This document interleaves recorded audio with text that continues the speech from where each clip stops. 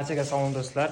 Hozir Saidjana tomonda joylashgan studiya obyektimizni topshirishga kelganmiz. Renderlari tayyor bo'ldi, to'liq loyiha tayyor bo'ldi. Xudo xolasa bittasi ochgan ekan. Mana shu uyit xudo xolasa mana shu yerda bo'ladi. O'rtada bitta рабочий stol katta, ikki yon chetida polkacha bo'ladi. Mana bu oynani yopganmiz. Bu yerda ham bitta рабочий stol qo'yganmiz, 2 kishilik. Mana bu oynani yopishga to'g'ri keldi. Mana bu ham oyna variantda edi. Eshik ochganmiz tashqaridan faqat. Keyin mana bu eski pechkalar bor edi mana bunaqa.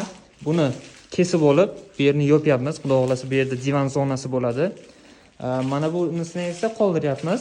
Bu yerda polchka bo'ladi. Bu polkani orqasiga qolib ketadi.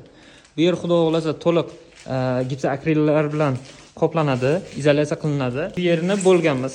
Klientlar uchun bu yerda sanuzilcha qilganmiz. Bu yerda akamiz uchun spalniyadan kirish uchun sanuzilcha alohida qilib berganmiz. Mana bu рабочий cherchoji. O'zi bizning loyihamizda ikkita albom topshiriladi. Bittasi 3D renderlar и основной часть рабочий проект, рабочий cherchojlar. Ikkita albom shunaqa topshiriladi. Bu loyihamiz kimga qiziq bo'lsa, kuzatib boringlar, proseslarni qo'yib boramiz.